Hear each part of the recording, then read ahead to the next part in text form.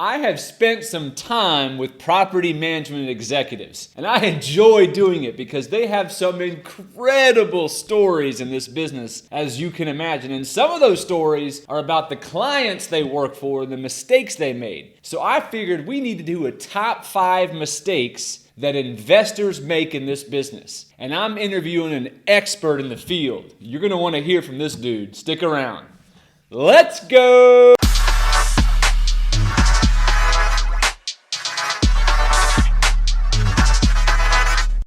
I'll be speaking with Adam Wonus, one of the partners of Atrium Management out of Orlando, Florida. Adam and his partner Mike Kraus manage thousands of units across Central and North Florida, so they've seen a thing or two. Now, Adam's also an investor himself, and he's done development work and has a prior extensive history in lending for Wells Fargo, Mercantile Commercial, and even CBRE. To learn more about Adam, I've got a bunch of information down in the description below, links to his company and information about him and how you can reach him. All right, it's time to jump into some of these mistakes you want to avoid as an investor. Adam, great to have you on, my friend. You are a legend in the business. Many big dogs are using you in the Florida market to manage, and I know you do some investments yourself. Today, we're going to talk about the top 5 management mistakes that you're seeing from investors. I can't wait to hear this. What's number 1? Number 1 is something I think is just greatly overlooked is curb appeal.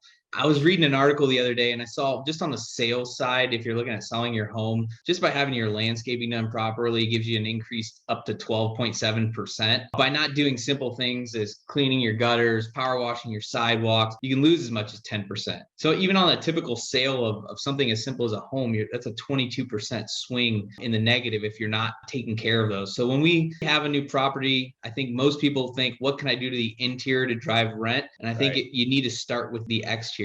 We had a property recently in Tampa, and that's the first thing we did is, you're not going to be able to get the people to see the interior if they drive right past your property and won't come into a showing. So I think that's one of the biggest misses that I see out there is the money is spent on the interior when you really need to get them there and make them feel like this is a place they can go home. That's spot on, man. I interviewed Jason Schaller recently, who's a big investor, as you know, and does a lot of design and construction. He said the exact same thing. If you're not going to have a shot at even showing them the interiors if they drive by and aren't attracted. So I get it. Number 2, I think that cost cutting, trying to save a buck, tripping over a nickel to pick up a penny is one of the biggest mistakes that I see. And I know we've talked about this before, but you look at something as simple as the finishes on the interior. What do the doorknobs look like on the doors? What do the fixtures look like in the bathroom? I see people when they're doing renovations, they say, oh, we can leave that ceiling fan there. It's only a few years old. But you can't if it doesn't match what you've changed everything else to. There's a lot of competition out there and people notice and feel these things. And again, it's a very small difference that separates you from the property they just came from. And people just notice these things. They notice that your ceiling fan doesn't match, the rest of the fixtures in the house. So cost cutting is a huge issue I see. Yeah.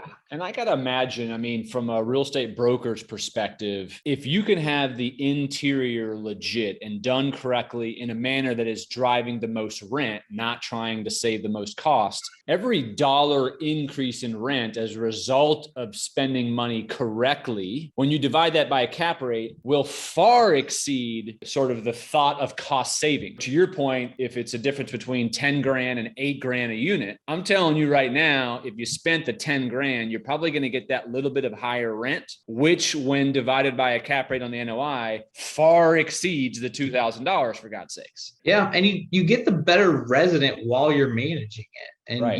The thing, you get what you give. And if somebody's willing to kind of take less than perfect, they may operate their lives a little bit that way as well. So I think there's just unbelievable benefit. I agree. What's your number 3? Terrible marketing photos. We live in an online world now. You're not driving down the street and looking for where you want to live. You're clicking online. So you have a very small window to grab the attention of a great potential resident. I see people just putting photos up with their iPhone and they're great, but there's a lot of different software out there that you can use to also help enhance those photos. You can use professional cameras. You can have professional photographers get involved. Now it's getting to the point where it's a whole production. So you need a drone footage. You need things to separate yourself in an online digital world. I tell you, man, I'm big into cars. I know you know that. And when I'm shopping for cars, when I see someone who has gone to the extent of having really nice photos done, even aerial photography, drones, all that stuff, everyone, not just me, is paying way more attention to that car than the guy when you're going through Auto Trader or Bring a Trailer that has done what is obvious, these little snaps with his phone, and isn't even good at that. It totally devalues the entire car. Yep.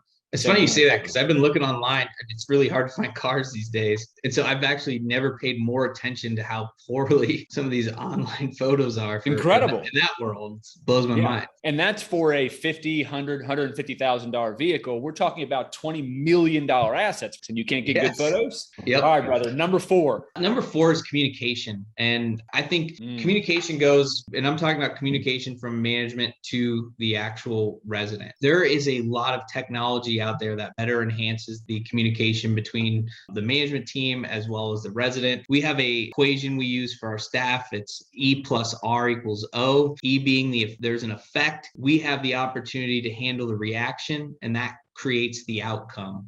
We all wear a wristband on our team that says own the moment. That just says whenever there's a situation, own whatever's happening. You're going to create the outcome to this. And I think that people try to, in a sense, hide from the resident because it creates more work instead of having proactive communication. And the longer that we do this, we find that the more engaged we are with the residents, the easier it is to solve problems when they arise. I totally agree. Love it. What's number 5? Number 5 is, this is the one that, from my standpoint, whenever we onboard a property, it just makes me cringe. But deferred maintenance is not helping you or anybody. It's not helping you sell that building when you're ready to sell it. It's not helping you rent to the best possible resident. Again, I think that from an investment standpoint, we get so involved in a spreadsheet and forget the human piece of this business. And while you can't say, if I fix this today, it will generate $23 more in revenue. You can't make that equation, but I can tell you the buildings that we have where the ownership takes care of the property drive a much higher price per square foot, retain residents longer. And then on the sales side, I mean, you'll know when you're going to look at a building and you see somebody's taking care of their property, it's like music to your ears. You got a long list of buyers that are going to want to buy that asset because you know everything's been up to date instead of having to pitch why,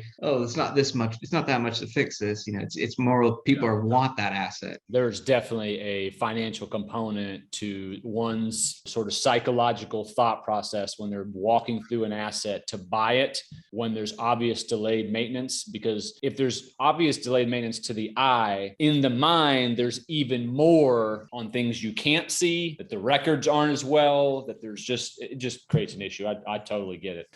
Anything else? I just had 1 6 just for fun. And when you asked me to kind of think about what were the top 5, the 6 was just unrealistic expectations that a lot of people have about residents. There's this line in this Jay-Z song where he says, I'm not looking at you dudes, I'm looking past you. And I think that a lot of people get so focused on the small wrong that's been done to them, whether somebody skipped out on doing some maintenance or like the security deposit for whatever reason didn't cover the damage that they had done. They want to fight people to the death. And I just think that 95% of the people out there are really good people. We rarely have any problems. And then when one arises, I find people wanting to get so fixated on what that person did when it's an easy thing. That person's a bad person. Let's take our loss, move on, and live to fight another day. So. Right. So you're talking about from a landlord perspective, when someone moves out and is not taking care of it, not cleaned it, damaged something, didn't pay something, whatever it was, that landlord who's